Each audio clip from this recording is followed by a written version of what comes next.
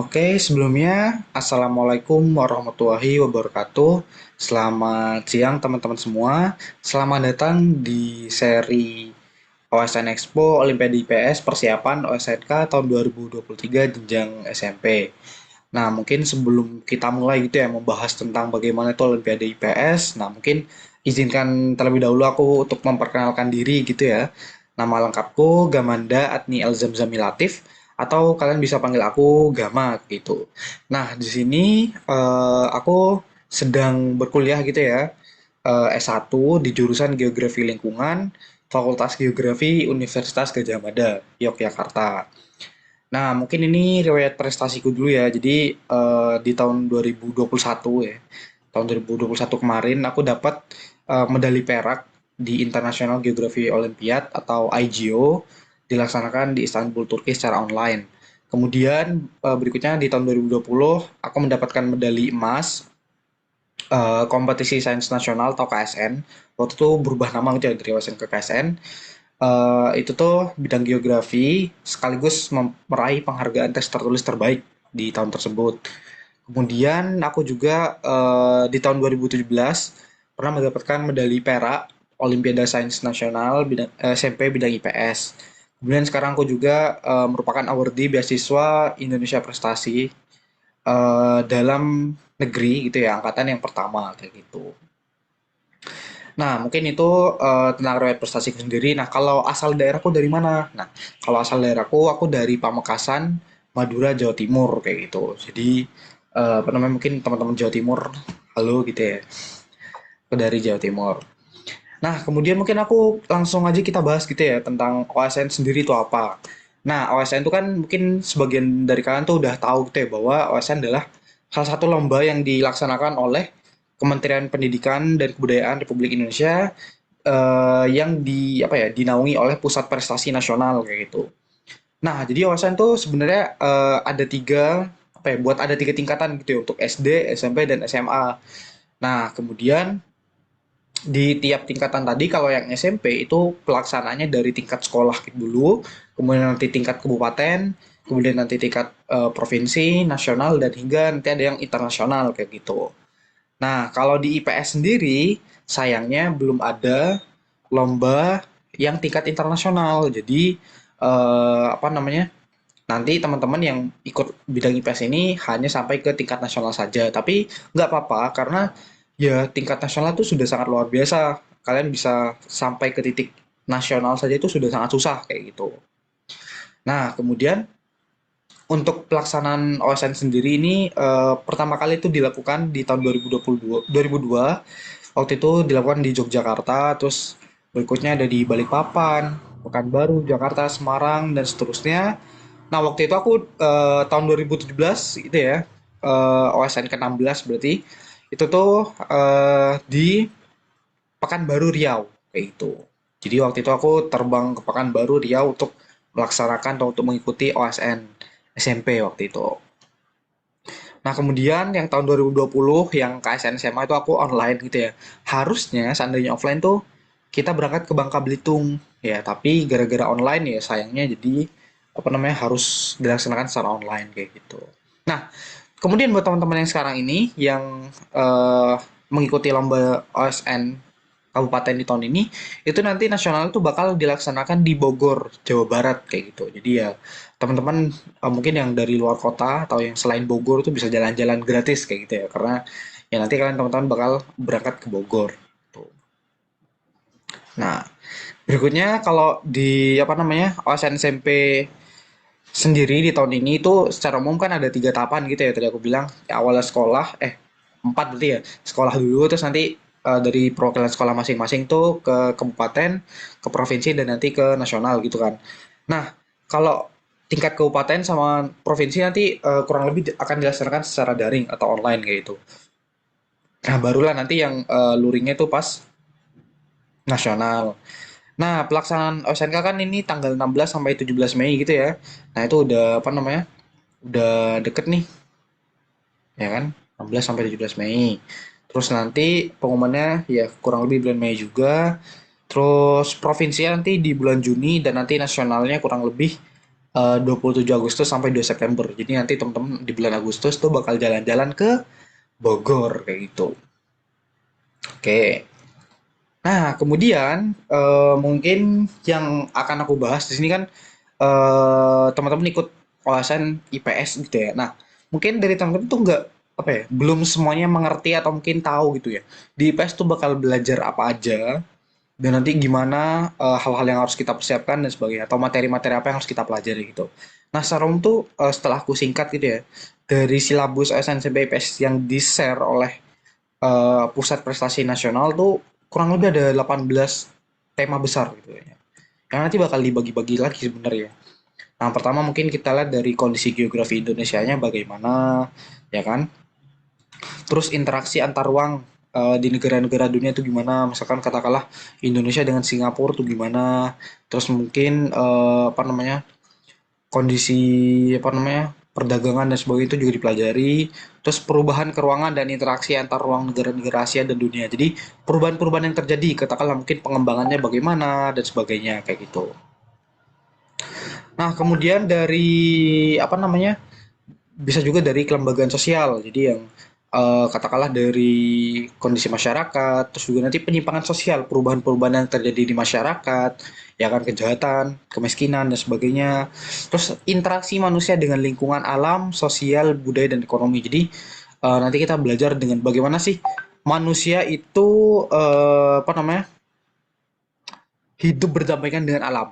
Katakanlah, misalkan kita butuh makan gitu ya. Nah, mungkin kita memanfaatkan lahan-lahan pertanian gitu kan untuk menanam tanaman dan kemudian kita ambil hasilnya dari situ. Nah, kemudian mungkin juga bagaimana alam mempengaruhi kita. Katakanlah kondisi cuaca gitu ya. Mungkin kalau hujan kita ya nggak bisa beraktivitas secara leluasa gitu kan karena kan hujan gitu ya. Nah, itu juga pengaruhnya bagaimana nanti. Terus dari aspek sosial budayanya gimana? Katakanlah ya interaksi antar manusianya gitu ya. Misalkan ya cara berkomunikasi, cara berteman dan sebagainya. Terus juga kaitannya nanti juga dengan ekonomi. Apakah nanti ada apa benefit yang diperoleh, apakah ada keuntungan atau malah kerugian dan sebagainya kayak gitu. Nah, terus dinamika interaksi sosial manusia dengan lingkungan dalam konteks pembangunan Indonesia. Nah, ini lebih fokus ke Indonesianya gitu ya. Jadi, bagaimana interaksi-interaksi tadi itu akan berpengaruh atau akan apa ya, berperan besar dalam pembangunan di Indonesia. Terus yang kedelapan itu ada mobilitas sosial ya, perpindahan penduduk ya, perpindahan penduduk baik yang perpindahan secara fisik maupun juga perpindahan status sosialnya. Katakanlah mungkin aku tadi ya dari Jawa Timur, dari Pamekasan, sekarang pindah ke Yogyakarta untuk kuliah gitu ya. Nah, itu berarti kan perpindahan secara fisik, mobilitas secara fisiknya. Nah, mungkin dari mobilitas sosial juga bisa. Nah, mungkin teman-teman kan sekarang tercatat gitu ya di masyarakat sebagai calon peserta OSN kabupaten gitu ya. Nah, nanti kalau teman-teman mungkin sukses atau juga beruntung gitu ya bisa berhasil meraih kemenangan di OSN ini mungkin teman-teman akan apa ya secara tidak langsung status sosial masyarakat teman-teman itu akan berubah atau mengalami perubahan gitu ya mobilitas. Nah jadi nanti teman-teman mungkin bisa dicap wah dia adalah pemenang atau medalis dari OSN SMP bidang IPS dan sebagainya gitu. Jadi ya mobilitas sosial itu ya gak cuma perubahan tempat tapi juga mungkin perubahan kondisi atau apa ya taraf sosialnya kayak gitu. Nah, kemudian yang kesembilan nanti kita juga belajar pluralitas, konflik, dan integrasi, ya. Keberagaman gitu ya. Karena seperti yang kalian ketahui sendiri bahwa di Indonesia sendiri itu sangat beragam, terdiri dari berbagai suku dan bangsa. Jadi ya kita harus apa namanya hidup di dalam keberagaman itu. Terus nanti juga seandainya nih ada konflik, bagaimana kita menanggapinya, bagaimana kita cara bersikap dan sebagainya. Terus integrasi, bagaimana kita menyatukan keberagaman tadi, potensi konflik tadi kita kurangi sehingga akhirnya terjadi integrasi atau persatuan kayak gitu. Sesuai dengan tujuan Indonesia gitu ya, atau di Pancasila, yang ketiga itu kan adalah persatuan di Indonesia gitu. Jadi ya, kita akan pelajari itu semua.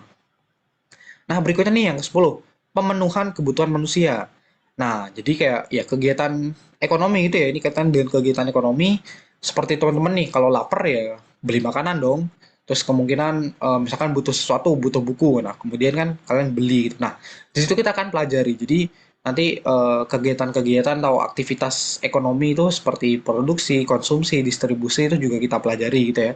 Bagaimana apa ya mekanismenya dan juga bagaimana pengaruhnya kayak gitu. Terus yang ke-11, pelaku kegiatan ekonominya sendiri juga akan kita pelajari. Nah, jadi apa namanya? Kita sebagai pelaku ekonomi ya kita akan mengkaji manusia kita sendiri gitu ya. Bagaimana perannya, bagaimana dampaknya, bagaimana pengaruhnya dan seterusnya. Terus yang ke-12, peran pelaku ekonomi secara individual. Jadi katakanlah ya, pemerintah nanti perannya apa gitu ya terhadap perekonomian. Terus pihak bisnis perannya apa pada perekonomian dan juga masyarakat umum perannya apa terhadap perekonomian. Nah, nanti kita akan pelajari satu persatu gitu. Nah, kemudian 13 itu adalah kegiatan perekonomian secara keseluruhan ya. Yang tadi secara individual kita lihat atau kita tinjau secara keseluruhan bagaimana. Pada akhirnya yang ke-14 adalah pembangunan ekonomi. Jadi, ketika sudah ada satu kesatuan kegiatan perekonomian, terus nanti ya apakah itu akan berpotensi untuk mengembangkan negara tersebut, mengembangkan apa namanya? Kondisi perekonomian negara tersebut kayak gitu. Jadi, kita pelajari juga di situ. Terus yang ke-15 itu adalah perubahan dan kesinambungan masyarakat secara historis. Jadi bagaimana sih kondisi masyarakat dari zaman dahulu sampai sekarang? Nanti dari zaman-zaman mungkin apa namanya? Manusia pertama, zaman-zaman kerajaan atau masa Hindu-Buddha, masa kerajaan Islam, terus juga masa-masa persiapan kemerdekaan dan kemerdekaan hingga pada sekarang ini gitu. Itu kita pelajari semua. Baik itu dari mungkin apa namanya?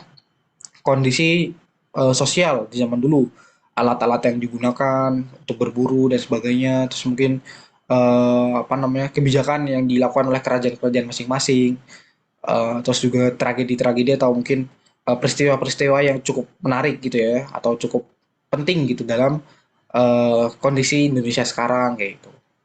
Nah, itu juga kita pelajari. Terus yang ke-16 dari juga munculnya organisasi, pergerakan dan tumbuhnya semangat kebangsaan gitu ya. Yang apa namanya? Yang hingga kita bisa mengantarkan kita ke kemerdekaan seperti sekarang ini. Jadi kayak Budi Utomo, terus mungkin juga nanti adanya BPUPKI, PPKI dan sebagainya kayak itu kita juga pelajari. Hingga akhirnya perubahan awal kemerdekaan dari segi sosial, politik dan ekonomi. Jadi bagaimana transisi Indonesia ketika masa penjajahan hingga sekarang ini di masa kemerdekaan. Itu juga kita pelajari di situ. Nah, kemudian berikutnya yang paling penting selain kita belajar materi doang gitu ya, yang penting tuh di IPS adalah observasi lapangan teman-teman. Jadi ya teman-teman harus apa ya bisa peka atau bisa sadar dengan kondisi di sekitar kita. Katakanlah nih, aku dulu ya udah belajar tentang kondisi geografi Indonesia gitu ya. Sekian sekian sekian. Nah, itu akan lebih apa ya? Akan lebih nyantol gitu ya atau akan lebih paham kalau seandainya kita melakukan observasi di lapangan. Misalkan teman-teman diajak nih sama keluarganya gitu ya jalan-jalan kemana gitu, ke puncak Bogor misalkan. Nah, begitu ya teman-teman bisa nanti mengamati di sepanjang perjalanan tuh ada bagaimana fenomena-fenomena yang terjadi, kondisi geografisnya gimana, kondisi ekonomi dan sosialnya gimana. Nah, itu juga pada akhirnya bisa membantu teman-teman untuk semakin memahami materi di OSN SMP IPS ini gitu. Oh ya, mungkin aku tunjukin juga ya silabus lengkapnya ini ya. Ini dari apa namanya? Dari eh kementerian gitu ya. Ini langsung dari kementerian. Nih, ini ya, ini materinya banyak sekali sebenarnya kayak tadi ya, yang aku bilang kondisi geografi Indonesia. Itu masih diperinci lagi di sini. Dari keunggulan letak, luas dan geostrategis wilayah Indonesia, keadaan iklim dan cuaca Indonesia, bentuk muka bumi dan aktivitas penduduk Indonesia dan sebagainya. Ini sangat lengkap sekali gitu ya. Ini banyak banget dan wah ini sampai 22. Ini materi yang pertama aja ada sub materi sampai 22 gitu. Ini dari halaman berapa nih? Halaman 20 sampai ke halaman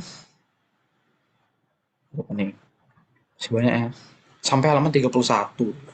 Ya kurang lebih ada 11 halaman gitu ya. Yang akan bahas tentang apa namanya? eh tentang IPS kayak gitu. Nanti kita pelajari apa. Nah, jadi ya itu kalau kita bandingkan IPS dengan mapel lain gitu ya, dengan matematika dan IPA, bisa dibilang tuh kita susah-susah gampang, teman-teman. Wah, gimana tuh Mas maksudnya? Jadi ya susahnya karena kita belajarnya itu banyak atau luas gitu ya. Kita pelajari banyak hal. Atau di sini inti OSN IPS tuh ya tadi kan kalau kita kita rangkum gitu ya. Secara umum kan ada beberapa topik besar. Ada geografi, ada sejarah, ada ekonomi, ada sosiologi, dan juga nanti kita harus melakukan analisis dan observasi lapangan gitu ya. Nah, jadi kan sebenarnya dibandingkan dengan mapel lain kayak matematika dan IPA, ya kita tuh lebih luas gitu. Materi yang harus kita pelajari itu lebih banyak, lebih luas gitu. Tetapi ya bisa dibilang menurutku gitu ya, itu lebih gampang dibandingkan mapel lain juga gitu. Karena ya matematika nih, mungkin ya cuma hitung-hitungan, ada aljabar dan sebagainya itu ya. Nah, tapi mereka kan tidak luas, ya tapi mereka harus mendetail, harus dalam gitu ya, harus paham betul dengan materi yang mereka pelajari gitu. Nah, sementara kalau kita, katakanlah di geografi nih, jadi kita kan belajar banyak hal di bumi ini ya, kita nggak mungkin hafal semuanya, kita nggak mungkin tahu semuanya, tapi dengan bekal apa ya, dengan analisis yang bisa kita lakukan, itu kita bisa menjawab soal tersebut. Katakanlah daerah mana yang berpotensi gempa, ya kita nggak tahu, kita nggak hafal daerah mana aja gitu ya. Kita nggak tahu apakah di Afrika itu rawan gempa atau enggak, ya kan?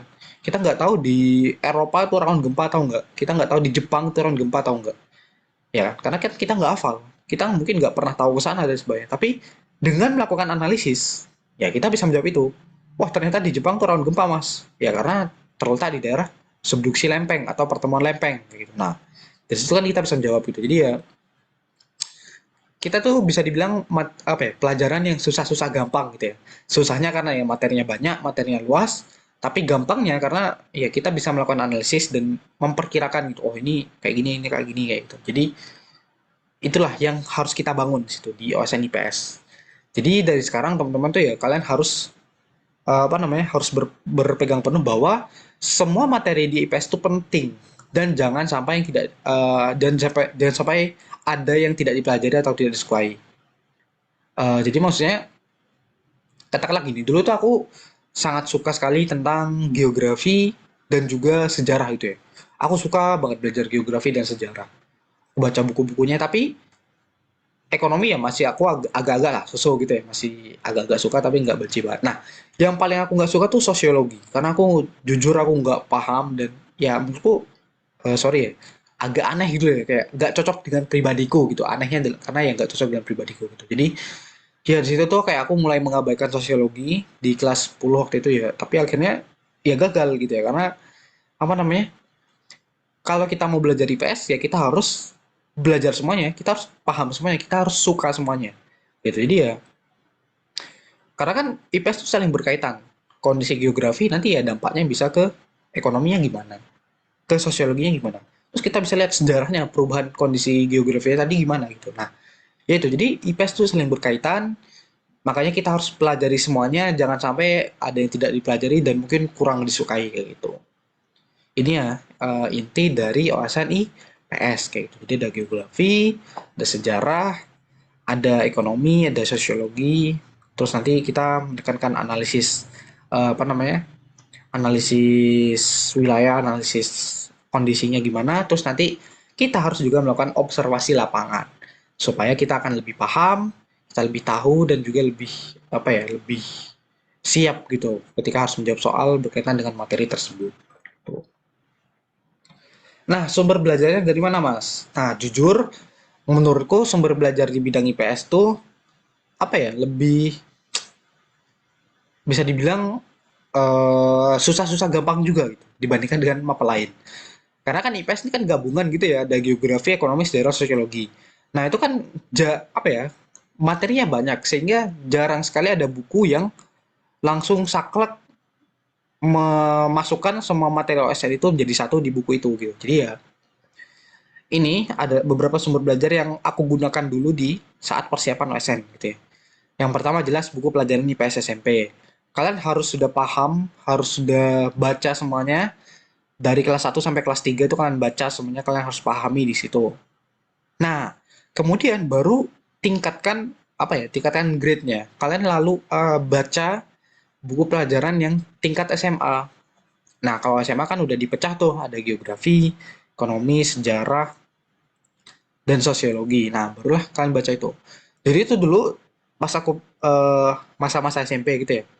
Kelas 10 tuh aku full baca IPS, buku IPS SMP dari kelas 7 sampai kelas 9. Gitu ya. Aku baca semuanya, aku pahami semuanya. Terus baru aku naikkan tingkatnya gitu ya. Jadi aku mulai belajar buku-buku geografi, buku ekonomi, buku sejarah, dan juga buku sosiologi yang di tingkat SMA. Ya tujuannya apa mas? Ya tujuannya supaya kita lebih detail atau supaya kita lebih paham gitu ya. Karena kan saat buku pelajaran SMA nanti itu udah kayak udah penerapan gitu ya. Jadi ya nanti teman-teman bisa lebih tahu, bisa lebih mengerti kenapa fenomena itu bisa terjadi dan sebagainya. Nah, terus juga saranku selain kalian baca buku-buku dalam negeri atau buku-buku pelajaran sekolah, cobalah kalian baca buku terbitan luar negeri, teman-teman. Nah, itu tuh bisa dari terbitan Cambridge, Oxford, dan sebagainya. Terus teman-teman bisa juga baca-baca berita terbaru. Nah, ini penting karena IPS itu kan apa ya? Tadi kan belajar ilmu pengetahuan sosial dan sosial itu adalah sesuatu yang bisa berubah. Nggak saklek kayak matematika dan IPA. Contohnya matematika, yang nggak mungkin kan rumus perkalian berubah gitu ya. Pangkat bisa berubah dan sebagainya kan nggak mungkin gitu ya. Ya udah ada ketetapannya segitu-gitu. Soalnya gitu-gitu mungkin dimodifikasi dikit-dikit lah. Nah, tapi kalau IPS tantangannya itu ya harus update, ya kan? Kalian harus tahu kondisi atau fenomena yang terjadi akhir-akhir ini atau baru-baru ini, ya kan? Waktu itu di zamanku gitu ya, itu lagi viral banget tentang tol laut, yaitu adalah apa namanya? Salah satu kebijakan yang diciptakan oleh Pak Jokowi gitu ya waktu itu, bagaimana kita meningkatkan distribusi barang-barang ke seluruh Indonesia, ya salah satunya melalui jalur laut, pakai kapal dan sebagainya. Nah, di situ tuh viral banget waktu itu sehingga jadi soal gitu. Nah, mungkin teman-teman bisa melihat nih sekarang kondisi geografi yang atau sorry, apa namanya? Kondisi sosial budaya yang lagi hits atau yang lagi trending. Nah, katakanlah kan sekarang lagi viral tentang pemindahan ibu kota. Nah, itu bisa jadi keluar tuh di soal-soal nanti gitu. Jadi ya, teman-teman banyak-banyakin aja lah baca berita-berita itu ya. Bisa di website dan sebagainya gitu. Di Google kayak gitu. Kalian bisa cari-cari aja. Terus bisa juga latihan soal OSK sampai OSN di tahun-tahun sebelumnya. Nah, kalian coba-coba cari aja soal-soal OSK di tahun-tahun sebelumnya, kalian kerjakan semua. Jadi dulu pas aku persiapan OSN itu, ya aku ngeprint semua soal-soal OSK dan OSN tadi di tahun-tahun sebelumnya, terus aku kerjain. Nah, setelah aku selesai kerjakan, baru aku cocokkan dengan kunci jawabannya. Nah, di situ tuh nanti aku baru bisa tahu bagaimana apa ya, bisa dibilang kayak kemampuanku gitulah. Wah, ternyata nilaiku cuma segini, masih kurang nih berarti. Nah, berarti harus belajar lagi dan sebagainya. Jadi itu bisa buat evaluasi diri kayak gitu. Nah, sini ada dua gambar buku yang ya bisa digunakan lah. Kalau yang sebelah kiri adalah judulnya Geography on Integrated Approach, ini bahasa Inggris, 600 halaman. Ya, ini kalau kalian suka belajar geografi atau mau belajar geografi, ini adalah salah satu buku sakti. Ya, maksudnya buku yang cukup bagus lah di geografi. Jadi kalau kalian pernah baca ini, minimal kalian bisa menang lomba-lomba geografi kayak gitu. Karena ya ini bagus sekali teman-teman, cukup bagus gitu. Nah, terus dulu aku pas SMP itu aku tuh sangat suka sekali baca ini. Ya harusnya nggak boleh bilang penerbit gitu ya. Kalian lihat sendiri aja di buku itu. Ini adalah ESPS, eh, mapel IPS gitu ya, ESPS. Aku suka kenapa? Karena ya bukunya itu berwarna gitu, jadi nggak membosankan, banyak gambarnya dan juga materinya cukup lengkap kayak gitu. Jadi ini buku yang cukup bagus gitu menurutku gitu ya. Karena ya bacanya tuh nggak boring, lengkap juga kayak gitu. Nah, terus kalian juga bisa baca-baca tuh. Sekarang kan udah banyak nih buku-buku Olimpiade, persiapan Olimpiade dan sebagainya yang covernya hijau, putih itu dan sebagainya itu ya itu banyak banget kalian baca-baca aja sebagai sumber belajar kayak gitu. Karena di zamanku dulu tuh sumber belajar tuh terbatas banget teman. Jadi ya emang agak susah sih zaman dulu gitu ya dari 2017 tuh. Nah, kalau sekarang kan udah gampang. Nah, terus juga teman-teman tuh bisa ini tanya-tanya ke alumni-alumni tahun sebelumnya atau medalis-medalis tahun sebelumnya. Dulu belajar pakai apa ya kan? Buku apa? Terus mungkin teman-teman ada soal atau mungkin ada materi yang kurang dipahami, teman-teman bisa nanya di situ atau bisa bertanya ke apa namanya? Ke medalis-medalis di tahun sebelumnya gitu. Jadi di zaman dulu tuh aku sering banget kayak gitu. Katakanlah aku dapat soal yang susah gitu ya, yang nggak bisa dijawab. Ya, selain nanya ke guru, aku bisa nanya ke medalis-medalis sebelumnya gitu ya. Mas, ini gimana? Atau Mbak, ini gimana? Dan sebagainya kayak gitu. Nah, terus mungkin eh sebenarnya tuh yang kalau SMP dulu tuh aku nggak ikut pelatihan sih. Ya, tapi sekarang tuh udah banyak sekali ya pelatihan-pelatihan persiapan OSN ini. Nah, mungkin teman-teman tuh bisa ikut di situ gitu ya. Jadi ya supaya nambah-nambah bekal lah untuk persiapan di OSN ini. Oke. Terus metode belajarnya.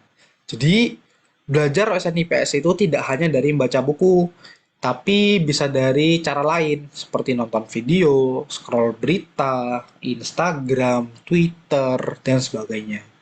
Jadi teman-teman tuh ya enggak apa ya? Menurutku enggak harus dari buku banget lah.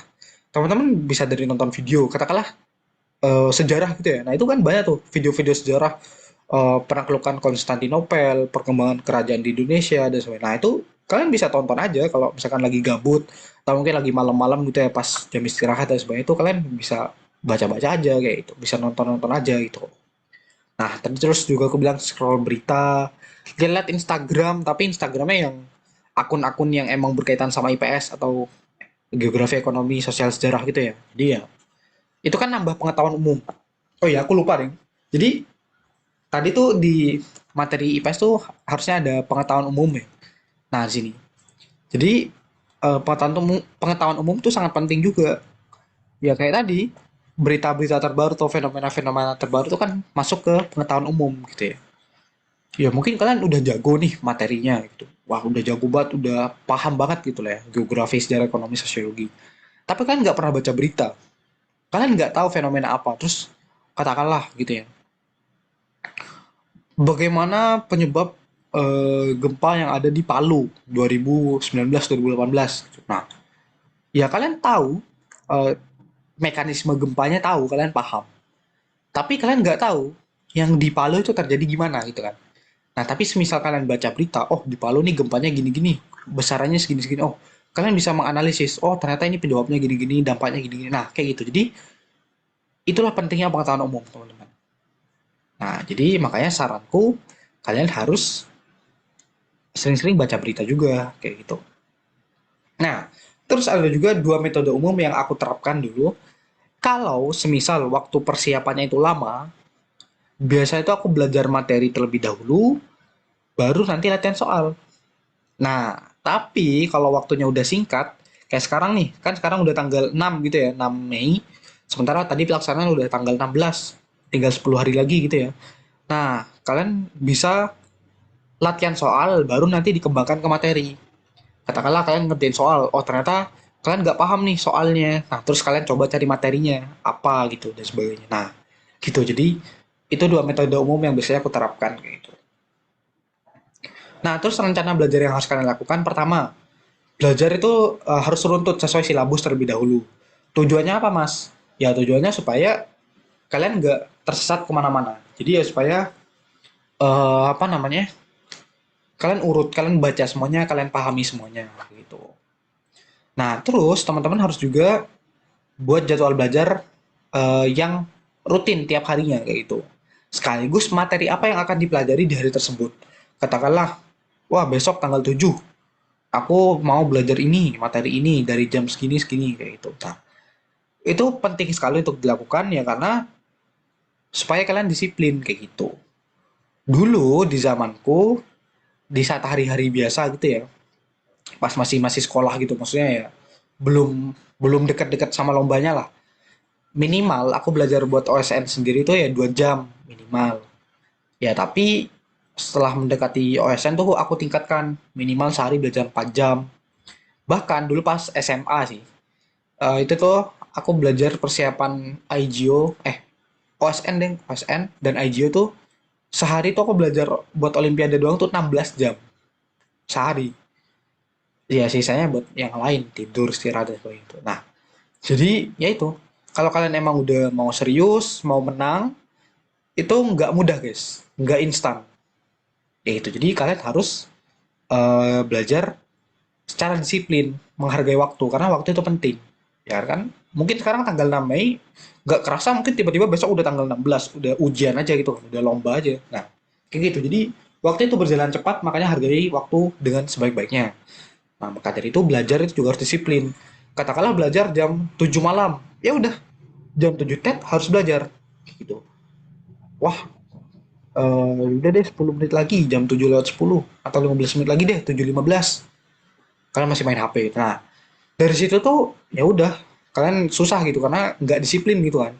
Jadi belajar tuh emang harus disiplin guys, harus benar-benar menghargai waktu. Kemudian setiap belajar satu topik, cobalah latihan soal. Katakanlah tadi kalian belajar tentang geografi. Nah, setelah kalian belajar geografi, baru coba cari-cari latihan soal yang berkaitan sama geografi. Dan tidak ada salahnya kalian belajar atau latihan soal OSN geografi. Maksudnya ya tingkat SMA gitu ya. Itu juga pernah aku lakukan dulu karena ya biasanya tuh lebih lebih biar lebih paham gitu ya, biar lebih jago gitu lah kayak itu. Nah, prioritas itu juga ya tergantung masing-masing teman-teman. Apakah teman-teman memang mau fokus di OSN ini atau mungkin emang cuman ya sebagai coba-coba aja dan sebagainya. Nah, makanya ya teman-teman di sini harus apa namanya bisa membagi waktu juga manajemen waktunya. Kalau emang prioritas teman-teman di OSN ya udah pelajar apa ya sediakan waktu yang lebih banyak untuk belajar OSN daripada belajar sekolah. Nah, dulu aku tuh kayak emang prioritas.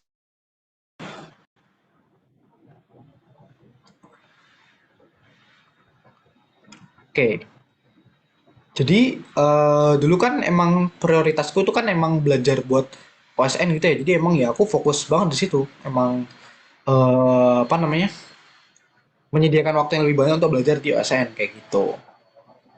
Nah, terus ini yang penting teman-teman. Belajar IPS itu dipahami, bukan dihafalkan. Jadi kalau teman-teman sekarang masih menghafalkan sesuatu, berarti itu adalah sesuatu yang salah. Karena IPS itu bukan hafalan, tapi itu adalah pemahaman. Ya, seperti itu. Nah, ingat, eh, menang di OSN itu bukan sesuatu yang mudah dan instan. Jadi, teman-teman, jangan takut, jangan putus asa, tapi justru itu jadikan semangat. Katakanlah gini, dulu aku di kelas 7 aku kalah. Aku nggak lolos ke nasional. Aku cuma sampai kabupaten provinsi itu. Nggak lolos ke nasional. Nah, tapi dari situ tuh aku belajar. Wah, ternyata aku masih kurang. Berarti masih ada sesuatu yang belum aku pahami dan sebagainya. Nah, dari situ kalian baru tingkatkan belajar kalian, tingkatkan semangat kalian. Dan itu nggak instan. Kalaupun kalian kalah di saat itu, berarti kalian harus menghabiskan jatah kalah kalian. Ya karena kalian kalah kalah kalah terus menyerah. Ya udah kalian nggak bakal berkembang. Tapi cobalah kalian pelajari di balik itu bahwa setiap kalian kalah berarti harus ada yang diperbaiki. Setelah kalian memperbaiki, nah disitulah kalian akan menjadi sesuatu yang sudah sangat jago, sudah sangat luar biasa. Barulah kalian bisa menang kayak gitu. Jadi kalau kalian sekali ikut lomba langsung berharap menang ya, jangan gitu guys. Mindsetnya jangan gitu. Kalau kalian kalah nanti ya udah, itu buat evaluasi gitu. Jadi ya jangan takut untuk mencoba, tapi jangan cepat untuk menyerah juga. Gitu. Nah terus ini mungkin strategi atau tips yang bisa aku berikan ketika kalian menghadapi soal-soal yang apa ya di saat lomba gitu ya. Pertama kalian pahami dulu ketentuan pengerjaan soal, jumlah soalnya berapa, mekanisme penilaiannya gimana. Katakanlah benar plus berapa, plus 3 misalkan gitu ya, salah min satu, kosong, nol, dan sebagainya. Itu kalian coba pahami dulu. Terus kalian juga baca cepat atau skimming soal dari awal hingga akhir. Kalian cari, oh ini gini-gini, oh jadi kalian bisa memperkirakan. Nanti kalian mau mungkin mengerjakan yang mana dulu gitu ya. Atau mungkin mungkin apa namanya, kalian bisa mengira-ngira waktunya gimana dan sebagainya. Jadi cobalah baca cepat skimming dulu, terus nanti baru kalian bisa menentukan strategi. Kalian mau ngerjain urut sesuai soal, atau mungkin cari materi yang lebih mudah dulu, atau mungkin disesuaikan dengan kebiasaan kalian atau kesukaan kalian. Mungkin kalian suka geografi ya kalian ngerjain geografi dulu, mungkin kalian suka ekonomi yang ngerjain ekonomi dulu dan seterusnya. Nah, jadi itu.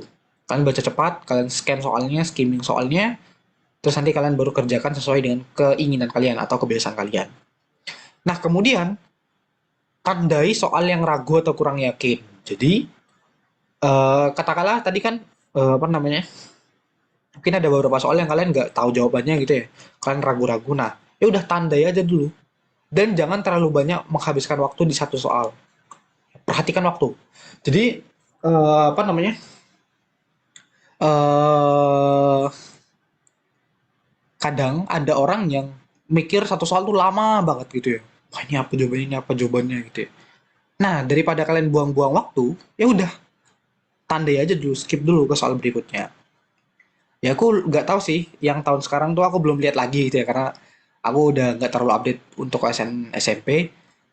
Lama pengerjaannya itu berapa, waktu pengerjaannya itu berapa, aku nggak update gitu ya. Nah jadi saranku, misalkan katakanlah 3 jam, terus waktu pengerjaannya 180, jumlah soalnya katakanlah ada 100 soal. Ya berarti kan apa namanya? 3 jam itu kan berarti 180 menit gitu ya. Ya berarti satu soalnya kalian punya waktu, berarti kan 180 dibagi 100, berarti kan 1 menit 80 detik. Berarti ya kalian punya waktu 2,5 menit lah untuk mengerjakan satu soal dan sebagainya. Nah, itu. Jadi ketika waktunya udah lewat ya udah skip aja, jangan sampai terlalu lama di soal tersebut. Jangan kasihkan di soal itu. Nah, terus yang biasanya jadi penyakit anak OSN, ketika kalian udah merasa apa ya? PD, katakanlah aku kan PD di geografi. Wah, ya udah aku ngabisin banyak waktu di geografi padahal ya itu gampang gitu ya. Kalian baca aja udah langsung bisa jawab, ya udah skip aja. Jangan, nggak usah terlalu dipikir yang bener-bener gitu ya. Jadi kalian jawab dulu terus kalian baru koreksi di akhir. Oh, ini aku tadi kurang teliti jawabannya nih, terus diperbaiki dan sebagainya. Jadi pentingnya menyediakan waktu koreksi di akhir. Kalian baca jawaban kalian lagi, pastikan semua itu benar lagi kayak gitu. Nah, terus kalian juga bisa menerapkan ini, teman-teman. Strategi nilai aman. Nah, maksudnya gimana tuh, Mas? Oke, jadi ya ini aku nggak tahu sih di IPS atau di SMP nanti gimana mekanisme penilaiannya. Tapi ini aku coba jelasin strateginya aja ya. Jadi katakanlah benar plus 3, salah kan min 1, kosong kan 0. Terus ada 100 soal. Katakanlah gitu ya. Berarti kalau kalian jawab benar, semuanya itu kan berarti kan kalian dapat 300 poin. Nah, jadi dari sekarang kalian harus bisa menarget poin kalian itu adalah 70% ya, atau paling rendah lah ya, katakanlah 50%. 50% dari skor maksimal. Ya sebenarnya baiknya 70 sih. Menurutku kalau kalian nilainya udah 70% dari soal atau dari skor maksimal, insya Allah kalian lolos. Gitu ya. Tapi ya kan nggak semua kabupaten kota itu kan kayak gitu. Kalau di Pamekasan tuh dulu gampang gitu ya. Saingannya nggak terlalu jago-jago gitu ya. Jadi nilaiku tuh dulu ya nggak banyak-banyak amat sih, nggak tinggi-tinggi amat. Ya, ya di atas 50 sih tapi. Di atas 50%. Berarti kan kalian harus punya 150 poin gitu ya. Nah, dari 150 poin ini berarti kan kalian harus punya jawaban benar sebanyak 50 poin, 50 soal. Minimal kalian harus bisa jawab benar 50 soal. Ya udah, ketika kalian mengerjakan, oh kalian kerjain set set set set dan sebagainya itu ya. Terus kalian hitung yang yakin tuh berapa. Oh, katakanlah yang yakin udah 80. Katakanlah yang yakin udah 80 nih. Nah, sementara nilai kalian kalau 80 dikali 3 kan adalah berapa? 8 kali 3 240 kan? Ini kan sudah amat sangat sangat sangat aman sekali gitu ya untuk lolos ke tahap berikutnya. Nah, berarti kalian punya deposito nilai sebesar 90 skor, 90 poin. Dari 150 ke 240 kan, ya 240 dikurang 150 kan 90 gitu ya. Berarti kalian punya deposito nilai sebanyak 90. Nah, Jadi, disitulah, kan tadi kan kalian jawab, misalkan jawabannya benar 80 soal gitu ya, 80 soal kali 3, 240. Nilai kalian udah 240 nih, udah sangat aman. Nah, 20, kan berarti masih ada 20 soal lagi kan? Dari 80 ke 100 kan masih ada 20 soal lagi. Nah, 20 soal itu gimana? Apakah kalian emang nggak tahu, kalian kosongi, atau masih ragu? Katakanlah kalian ragunya 10 soal. 10 soal ragu-ragu. Ya udah, kalian bisa gunakan itu untuk menjudi atau berjudi gitu ya. Jadi ya udah, kalian kalaupun salah, ya kan kalian nilainya minus 10 gitu ya. 240 dikurang 10 ya masih 230. Masih aman gitu ya. Jadi intinya yang mau aku tekankan kepada kalian, ketika kalian udah yakin bener, katakanlah udah 80 soal yang udah bener, kalian hitung nilainya 240. Nah, terus kalian ya apa namanya? Coba lihat-lihat nilai yang lolos tahun sebelumnya. Katakanlah kalian di Pamekasan gitu ya, di Kabupaten Pamekasan. Yang lolos tahun sebelumnya katakanlah 150 poinnya. Wah, berarti kan nilai kalian masih cukup banyak lah ya, cukup aman gitu. Jadi kalaupun nanti kalian ada soal yang ragu-ragu, kalian mau menjudi atau mau gambling gitu ya udah nggak apa-apa. Karena kalaupun nilai itu salah, nilai kalian masih aman gitu. Nah, itu strategi nilai aman. Itu aku terapkan pas OSN SMA sebenarnya itu ya. Jadi kenapa aku bisa lolos dan sebagainya, karena ya kadang aku gambling, karena kan nggak semua soal itu kan kalian bisa jawab dengan yakin gitu ya. Mungkin ada yang ragu-ragu antar dua opsi gitu. Jadi ya kalian bisa gambling aja di situ. Seperti itu. Nah, terus ini mungkin aku akan bahas beberapa contoh soal gitu ya. Jadi katakanlah kalian nggak tahu jawabannya. Kalian bisa analisis satu persatu. Jadi kayak ini. Bencana alam likuifaksi berpotensi terjadi pada daerah yang memiliki karakteristik. Nah, ini kan semi hafalan gitu ya sebenarnya. Apa namanya? Bukan semi hafalan sih. Ya kayak kalian harus tahu likuifaksi itu dulu apa gitu ya. Nah, baru kalian analisis. Likuifaksi itu kan adalah pengenceran gitu ya. Maksudnya tanah itu seolah-olah jadi encer, ya kan? Karena adanya getaran gitu. Jadi tanah itu kan punya ikatan antar partikel tanahnya. Jadi kan tanah itu kan punya ikatan partikel antar tanahnya, tahu kohesi adesi gitu kan. Nah, kemudian tanah itu kan juga mengandung air di dalamnya gitu ya. Mengandung air. Nah, ketika dia kena getaran, nah, air itu akan memecah ikatan antar partikel tanahnya. Gaya kohesi adesinya jadi berkurang. Jadi tanah itu kehilangan ikatan partikel. Makanya dia seolah-olah jadi encer. Nah, berarti itu kan kalian tahu likuifaksi itu. Tanah kehilangan ikatan partikelnya gara-gara air yang mengalami getaran akibat gelombang gempa. Oke, berarti tadi kata kuncinya adalah ada tanah, ada ikatan, ada air, dan ada getaran atau gempa. Nah, dari kata kunci ini bisa kalian analisis mana jawabannya benar. Dataran aluvial dan bekas sedimentasi. Oke, dataran aluvial berarti ini kan ada tanahnya. Bekas sedimentasi, dan dataran aluvial kan bekas sungai gitu ya, sungai-sungai. Berarti kan ada air. Nah, kalau aku baca sekilas, ya udah langsung jawabannya nih. Tapi kita identifikasi yang lainnya lagi. Dekat dengan sumber letusan gunung api. Oke, gunung api. Oke, mungkin bisa getaran, gelombang gempa akibat gunung api. Tapi ya, kita nggak tahu apakah dia ada air atau nggak gitu ya. Gitu, karena yang pentingnya sih kan ada airnya. Kalau tanah itu nggak ada airnya, meskipun kena getaran nggak akan terjadi likuifaksi guys. Kayak itu. Jadi, yang penting itu sebenarnya airnya gitu. Karena ketika air itu bergetar, itu akan menghilangkan ikatan di tanah itu.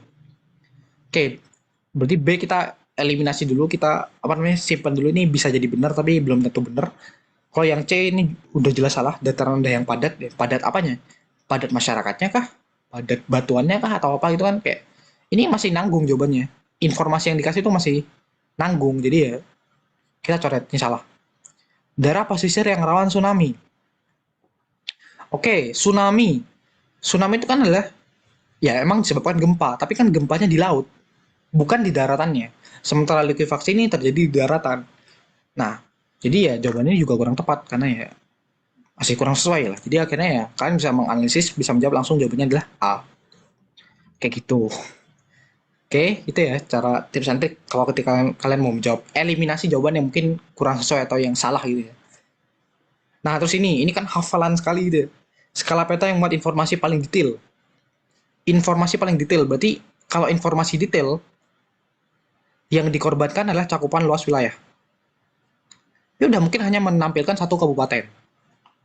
Kalau kalau peta Indonesia itu kan luas, luas, tapi kan kurang detail kan, kurang detail. Kalian nggak bisa lihat eh, provinsi Yogyakarta kayak gimana secara detailnya kan kalian nggak lihat. Kalian cuma lihat Indonesia secara umum.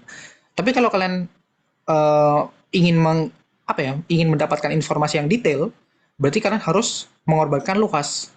Apa ya, cakupan wilayahnya itu lebih terbatas gitu ya. Mungkin hanya satu kabupaten Jogja, satu kota Jogja gitu ya yang tergambarkan kayak gitu.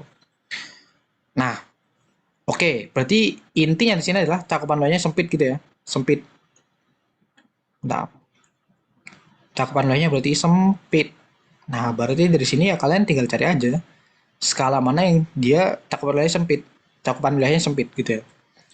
Nah, jadi yang paling perlu kalian ingat kan 1 banding 100.000. 1 sentimeter di peta mewakili 100.000 di dunia nyata. Semakin besar angkanya, dia akan semakin luas. Nih, kan 1 sentimeter di peta akan mewakili 1 juta sentimeter. Berarti ya dia luas sekali cakupan wilayahnya. Tapi ya lagi-lagi dia kurang detail. Berarti ini salah. Ini salah. Berarti kalian cari angka yang terkecil sini. Nah, karena 1 sentimeter di peta itu hanya mewakili 100.000 senti di kenyataan. Berarti kan wilayahnya sempit. Nah, berarti informasi yang didapatkan akan menjadi lebih detail kayak gitu.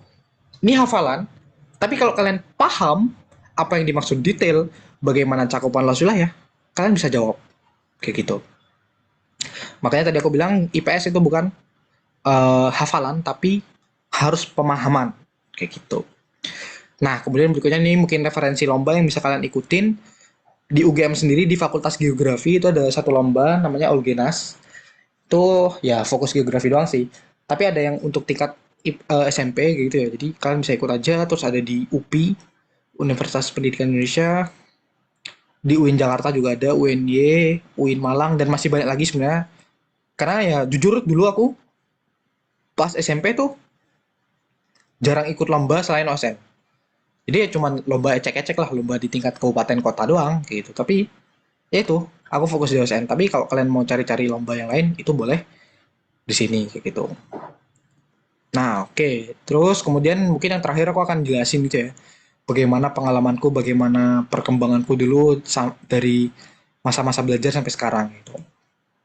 Jadi dulu aku kelas 7, itu tuh aku dipanggil sama guru gitu ya, buat ikut seleksi gitu kan.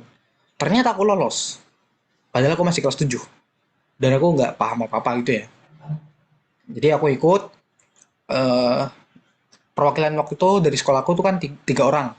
Ya aku yang satu-satunya cuma kelas 7 gitu kan, buat IPS gitu. Nah, waktu itu masih kurang beruntung gitu ya, aku peringkat 6, yang diambil tuh kan 3, kayak yang lolos provinsi kan 3 dulu. Aku peringkat 6, jadi masih belum lolos lah gitu. Nah, berikutnya kelas 8 aku ikut lagi, dan alhamdulillah waktu itu lolos di peringkat 2 gitu ya. Peringkat 2 kabupaten.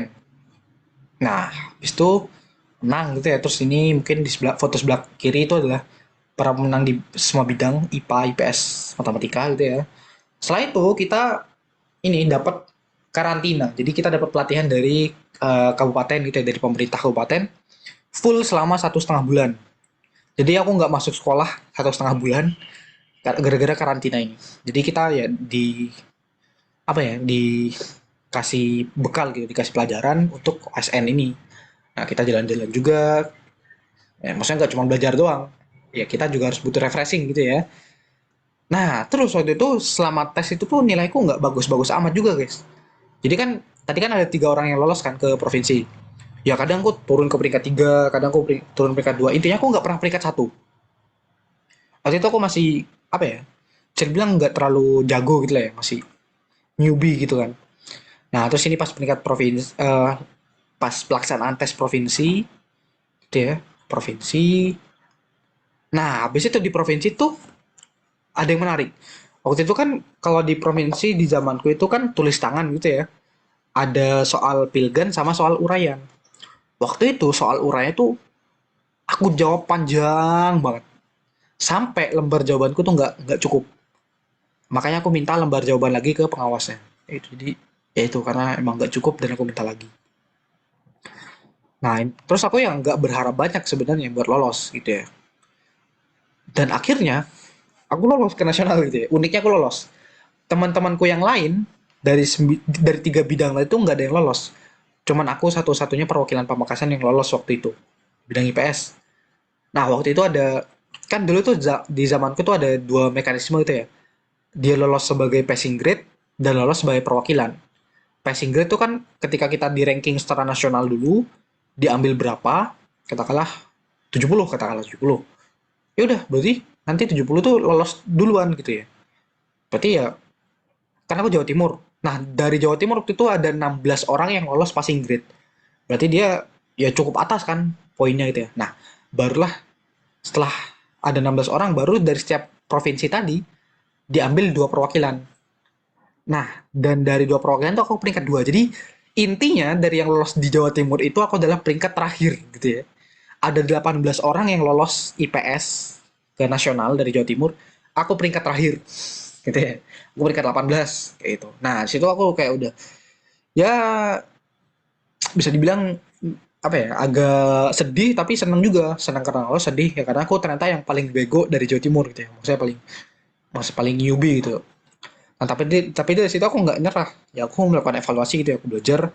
Aku karantina lagi, tapi ini di rumahku gitu ya. Jadi aku full belajar waktu itu selama bulan Ramadan aku belajar di sini. Ini buku-bukuku gitu ya tadi banyak banget. Tadi yang aku bilang ada SPS gitu ya. Kenapa SPS ya? Karena ini yang masih aku ingat gitu ya buku-bukunya. Yang lain tuh aku udah lupa banget. Nah, singkat cerita, aku lah berangkat ke Pekanbaru ini eventnya, venue-nya di Gelanggang Remaja. Ini perwakilan Jawa Timur waktu itu semua bidang ini ya. Nih, aku peringkat 18.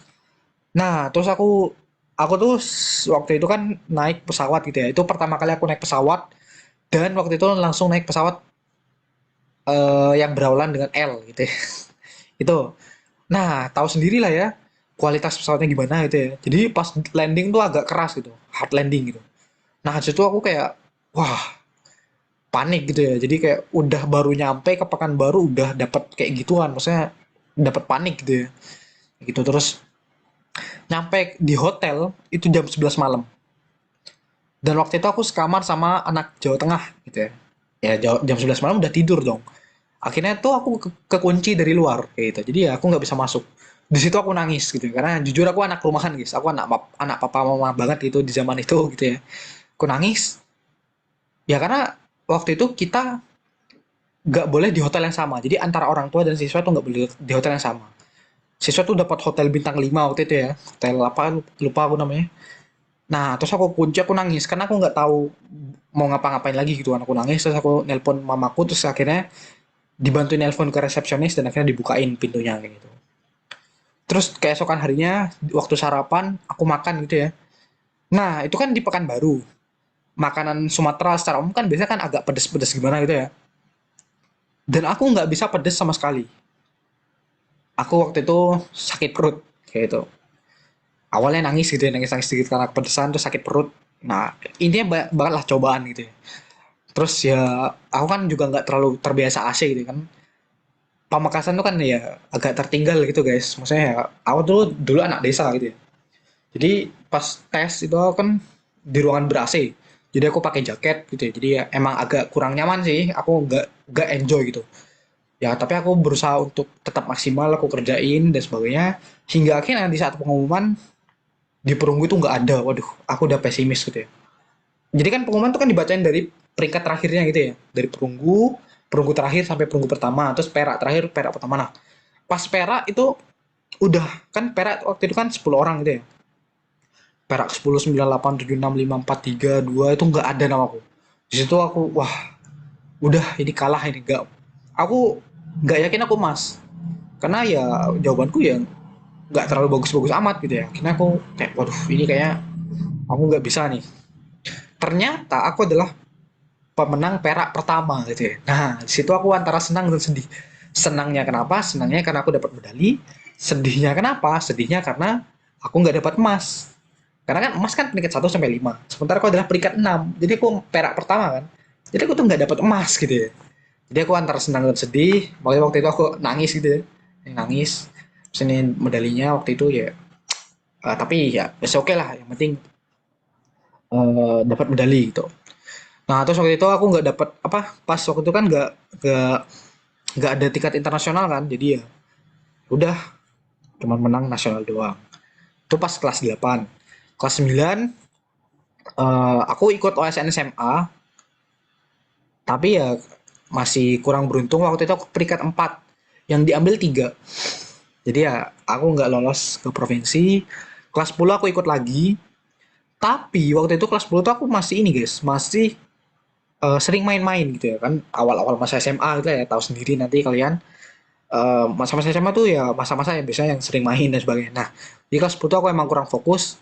Jadi aku lolos ke provinsi. Aku waktu itu peringkat 2 kabupaten, lolos ke provinsi. Waktu itu yang diambil 7 orang, aku peringkat 13. Jadi ya selisih 5, selisih 6 gitu ya. Jadi ya masih kurang lolos, kurang beruntung gitu ya.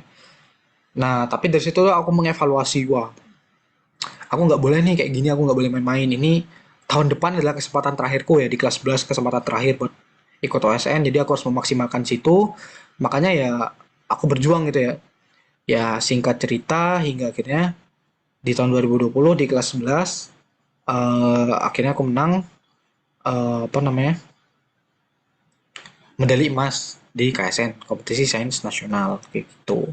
Waktu itu aku peringkat 3, emas ketiga gitu ya. Terus juga sekaligus meraih penghargaan tes tertulis terbaik waktu itu.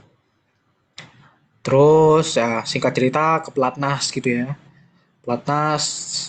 Jadi dulu tuh kalau yang SMA ya, itu tuh tingkat kabupaten kurang lebih ada 31.000 orang, disaring sampai ke 15-an ribu orang. Di tingkat provinsi, nasional langsung disaring jadi 100 orang. Nah, 100 orang kan disaring jadi 30 medalis. 5 emas, 10 perak, 15 perunggu.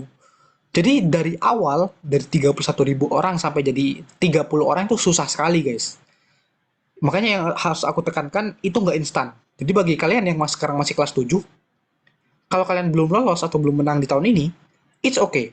Ini masih langkah awal kalian. Karena untuk menang sesuatu itu nggak instan. Gitu. Jadi ya harus butuh tenaga ekstra, butuh effort kayak gitu. Nah, terus di pelatnas itu ada pelatnas 4, pelatnas 1, 2, 3, 4. Dari 30 nanti dipecah jadi 15, 15 dipotong jadi 8, 8 dipotong jadi 4, hingga akhirnya jadi perwakilan Indonesia ke IGO waktu itu. International Geography Olympiad. Harusnya di Istanbul, Turki, tapi gara-gara online gitu ya, jadi ya it's okay. Waktu itu aku dapat medali perak, sekaligus Indonesia itu meraih kontingen apa ya, juara 2 poster kayak gitu. Nah ini poster kita waktu itu, terus ini apa ya, hadiah dari Istanbul, Turki waktu itu ya.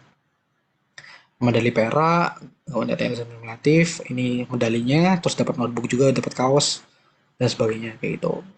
Nah, ini medali waktu SMP gitu ya, IPS SMP, aku dapat perak Pekanbaru 2 sampai 8 Juli 2017. Terus ya ini seluruh medaliku di rangkaian OSN gitu ya, mulai dari OSN SMP, KSN SMA hingga ke IGO gitu. Perak, emas dan juga perak lagi gitu. Nah, terus ini sertifikatku gitu ya. Ini yang sebelah kiri itu pas SMP. Waktu itu tanda tangan dari Menteri Pendidikan dan Kebudayaan Pak Muhajir. Terus sekarang yang kemarin tuh yang KSN SMA itu dari Pak Nadiem Makarim kayak gitu. Jadi aku punya 2 tanda tangan dari 2 menteri pendidikan yang berbeda kayak gitu. Ya, itu mungkin cerita singkat dari aku gitu ya. Jadi intinya untuk meraih sesuatu itu nggak instan teman-teman. Jadi kalian harus berusaha semangat dan jangan menyerah karena pemenang itu selalu berjuang dan penyerah itu selalu putus asa. Jadi kalau kalian mau jadi pemenang berarti kalian harus selalu berjuang kayak gitu. Kalian harus tetap semangat, jangan apa ya, jangan menyerah dan ingat IPS SMP itu yang penting adalah memahami bukan dihafalkan kayak gitu. Jadi Mungkin cukup sekian dari aku. Selamat berjuang dan berkompetisi nanti. Aku harap kalian semua bisa meraih hasil yang terbaik dan bisa lolos ke provinsi, bisa lolos nasional dan bisa mendapatkan hasil yang terbaik di nasional nanti gitu. Mungkin sekian, kurang lebihnya dari aku mohon maaf. Terima kasih. Wassalamualaikum warahmatullahi wabarakatuh. Selamat siang. Bye bye.